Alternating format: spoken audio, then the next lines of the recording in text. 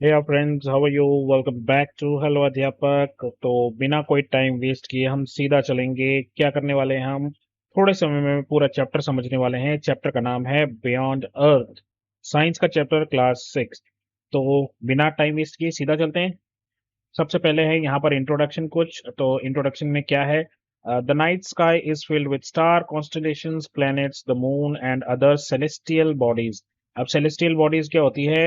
कोई भी ऐसी चीज जो नेचुरली हवा में लटक रही है इन द सेंस, मतलब जो हमें आसमान में दिखाई देती है, वो सेलेस्टियल बॉडीज है। चाहे वो प्लैनेट्स हों, चाहे वो सैटेलाइट्स हों, चाहे वो एनीथिंग, प्लैनेट्स, कॉन्स्टलेशंस, कुछ भी, मून, सन, अर्थ। अर्थ नहीं, हाँ, अर्थ से हम देख रहे हैं। In ancient times people use the stars to navigate and tell story. तो पुराने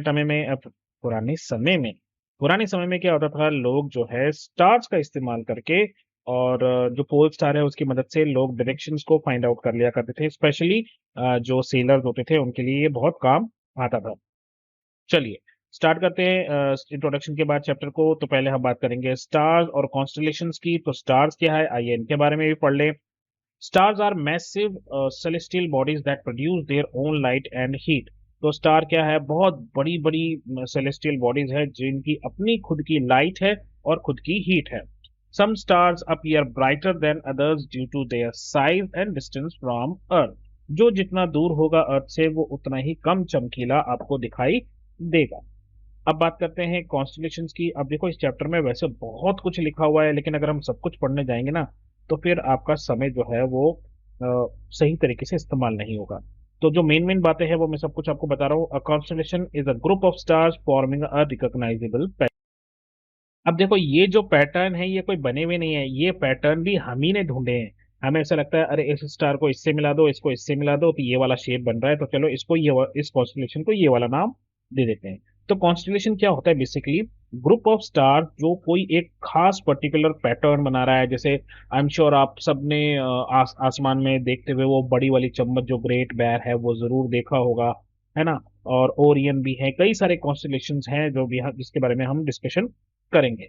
तो different cultures have given constellation names and stories. तो अलग अलग कल्चर्स ने अलग अलग कॉन्स्टलेशंस दे रखे हैं, राइट? अपने अपने धर्म के हिसाब से, अपने कल्चर के हिसाब से, और उनके पीछे बहुत सारी कहानियां भी हैं। तो इसमें फेमस कॉन्स्टलेशन की बात करेंगे तो सबसे फेमस है ओरियन।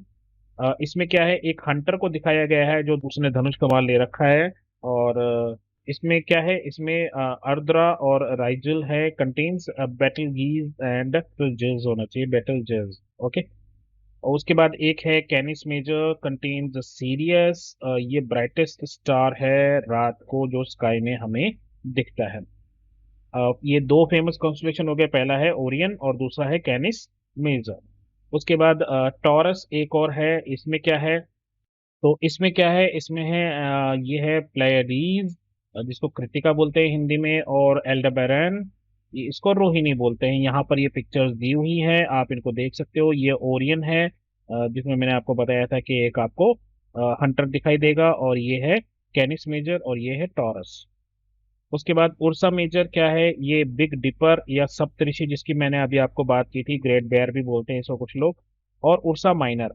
अब उर्सा मेजर और माइनर क्या है? कोई फर्क नहीं है, दोनों शेप एक जैसी हैं। फर्क सिर्फ इतना है कि एक शेप में हमें बड़ा दिखाई देता है, जो उर्सा मेजर है, और दूसरे में हमें वो थोड़ा सा छोटा दिखाई देता है। ठीक है, लिटिल डिपर भी बोलते हैं इसको।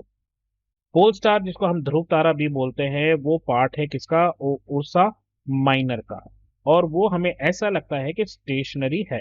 पोल स्टार हमें लगता है कि स्टेशनरी है। अब नेविगेशन विद स्टार्स क्या है? पोल स्टार जो है ऑलवेज पॉइंट्स नॉर्थ। मैंने अभी आपको बताया था कि लोग जो है पोल स्टार की मदद से ढूंढ लेते थे अपनी डायरेक्शंस। वो कैसे? वो उनको उनको पता था कि पोल स्टार जो है वो नॉर्थ की तरफ है, तो उसके अपोजिट साइड में साउथ हो गया, है ना? और फिर ईस्ट और वेस्ट अपने दाई तरफ बाई तरफ दोनों तरफ जो है ईस्ट और वेस्ट दिखाई दे देंगे। तो ये था आपका सारा जो है कॉन्स्टलेशंस के बारे में। आगे बढ़ते हैं नाइट स्काई वॉचिंग या ऑब्जर्विंग नाइट स्काई। इसमें क्या क्या है इस चैप्टर में?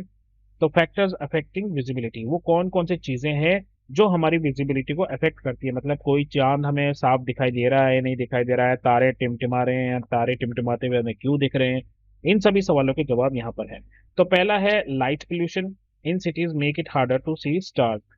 एक बार अगर आप कभी मौका मिले तो कोई ऐसी ट्रिप अरेंज करना जहाँ पर आप किसी माउंटेन वगैरह पे यहाँ कहीं पर हो, या कहीं ऐसी भी जगह हो जहाँ पर कम से कम 25-30 किलोमीटर तक दूर दूर तक कोई लाइट ना हो।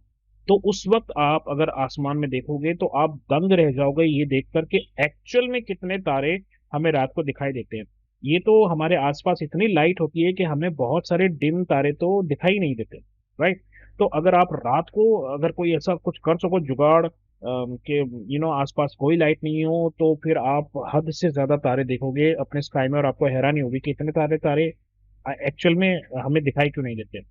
और यही कारण है कि जितनी भी दुनिया की बड़ी बड़ी टेलीस्कोप्स है वो सारी ऐसी जगह पर लगाई गई हैं जहां पर दूर दूर तक कोई भी रोशनी ना हो, ताकि उनको क्लियर नाइट स्काई दिखाई दे सके। उसके बाद best places for star gazing, rural areas और डार्क स्काई रिजर्व, जैसे मैंने आपको कहा कि आप रोशनी से थोड़ा दूर चले जाओ। और एप्स फॉर स्टार वॉचिंग, अगर आपको एप्स चाहिए तो स्काई मैप और स्टेरेरियम करके कुछ एप्स हैं जो आप अगर देखना चाहोगे तो इनसे भी आपकी मदद से आप जो है रात को तारे बहुत आसानी से देख सकोगे। How to locate the pole star, pole star आपको कैसे दिखेगा? तो सबसे पहले आपको ढूंढना है बिग डिपर। बिग डिपर मैंने आपको बताया बिग डिपर क्या है, ये रहा उर्सा मेजर, जिसको मैंने कहा था कि वो बड़ी वाली चम्मच, उसको देखो आप। और ये हमेशा आपको नॉर्दर्न स्काई में दिखाई देगा, नॉर्थ की तरफ दिखाई देगा। Imagine a line extending from its to last star. तो ये एक्चुअली ये आपको इस तरीके से दिखाई देगा, ये वाला ऐसे दिखाई देता है वो, राइट। तो आप इन दोनों वालों को देखोगे ना, इन दोनों को, तो इसके सीध में ये रहा आपका पोल स्टार। हाय कितनी अच्छी, कभी कभी मैं कैसी बातें करता हूँ ना। तो जब आप इसको आगे की तरफ एक्सटेंड करोगे तो जो सबसे चमकता हुआ तारा आपको दिखाई देगा ना, वो आपका पोल स्टार होगा। ठीक है, यहाँ पर आपका पोल स्टार। वाह क्या बात है, हेलो है। चलिए मजाक की बात छोड़ते हैं, आगे बढ़ते हैं। सोलर सिस्टम के बारे में बात करते हैं। इसमें हमारे सोलर सिस्टम में सबसे पहले इंपॉर्टेंट चीज क्या है? सन। सन क्या है? ये एक्चुअल में एक स्टार ही है। ठीक है, आपको लगेगा कि सन स्टार कैसे हो सकता है। तो जितनी भी चमकती हुई चीजें आप वो आकाश में देख रहे हो, जितने भी सितारे आप देख रहे हो, स्टार देख रहे हो, वो एक्चुअल में सब सन है या सब स्टार्स हैं, कुछ भी कह लो। तो एक स्टार जो है वो क्या करता है? हीट और लाइट देता है। लार्जेस्ट ऑब्जेक्ट है हमारे सोलर सिस्टम का, ये रहा हमारा सोलर सिस्टम, आप इसको देख सकते हो यहाँ पे।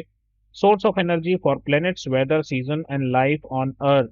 तो ये जो सन है इसी की वजह से सभी प्लैनेट्स पे जो है प्लैनेट्स इसी की वजह से बने हैं, वेदर इसी की वजह से है, हमारे अर्थ पे लाइफ एक्चुअली सन की वजह से ही है। प्लैनेट्स के बारे में बात करें तो प्लैनेट क्या है? प्लैनेट एक लार्ज और स्फेरिकल ऑब्जेक्ट है। स्फेरिकल मतलब थोड़ा गेंद जैसा ऑब्जेक्ट है जो रिवॉल्व करता है अराउंड द सन। 8 प्लैनेट्स है और वो भी ऑर्डर में मैंने यहाँ पे दे रखे हैं: मरकरी, वीनस, अर्थ, मार्स, जुपिटर, सैटर्न, यूरेनस और नेपट्यून। तो नेपच्यून, तो इसके बारे में बात कर लेते हैं। मरकरी क्या है? मरकरी सबसे पास है सन के। तो पहला जो है आपका ये देखिए यहाँ पर, ये रहा ये मरकरी।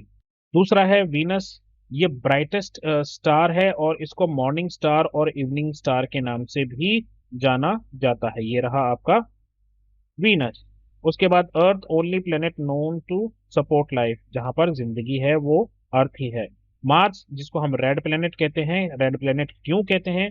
क्योंकि ये आयरन रिच सॉइल है, तो आयरन की वजह से इसका रंग जो है हमें रेड कलर का दिखाई देता है। उसके बाद है जुपिटर, सबसे बड़ा प्लेनेट हमारे पूरे सोलर सिस्टम का। और इसमें एक बहुत बड़ा स्पॉट है जिसको ग्रेट रेड स्पॉट कहते हैं, और कहते हैं कि ये बहुत बड़ा है, इतना बड़ा है, और ये एक एक्चुअल में एक स्टॉर्म है, एक तूफान है। सैटर्न की बात करें तो बहुत ही सबसे खूबसूरत प्लेनेट यही लगता है अर्थ के बाद, क्योंकि इसमें इसके चारों तरफ जो है ये रिंग्स दिखाई देती हैं, अंगूठी पहना दी है किसी ने इसको।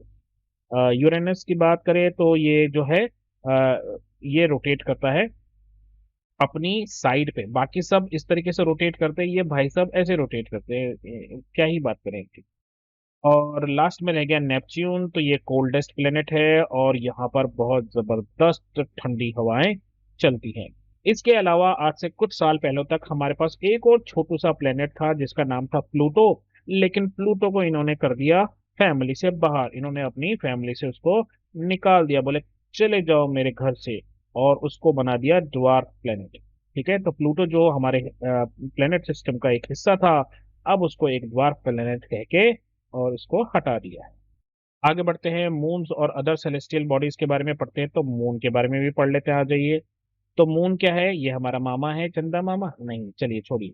The earth only natural satellite. अब ऐसे तो हजारों सैटेलाइट जो है अर्थ के चक्कर काट रहे हैं। कोई जो है वो आर्मी की मदद कर रहा है, कोई वेदर की फोरकास्टिंग कर रहा है, कोई टेलीकम्युनिकेशन के लिए है, कोई videos videos in the sense ये टीवीज और डिश टीवी वगैरह के लिए चल रहे हैं, बहुत सारे चल रहे हैं। लेकिन नेचर का बनाया हुआ जो सैटेलाइट है अर्थ का, केवल एक ही है और वो है moon.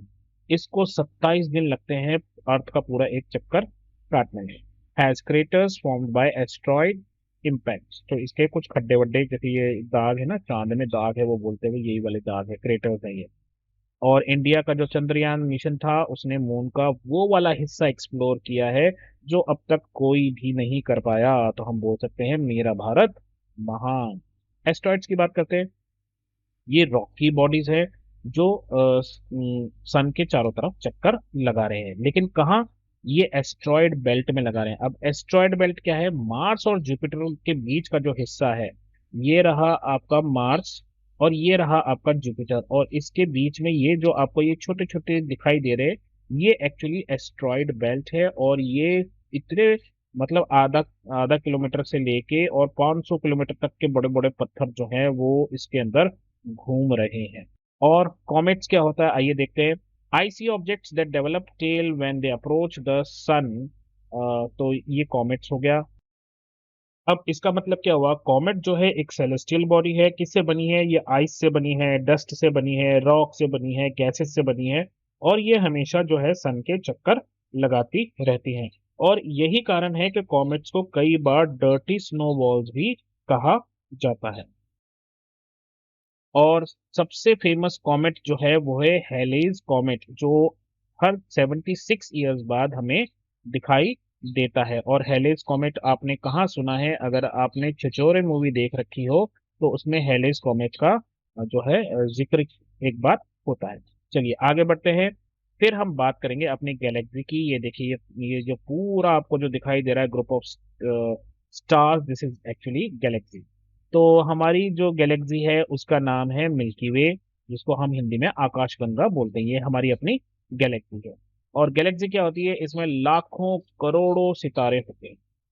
Our solar system is a part of Milky way.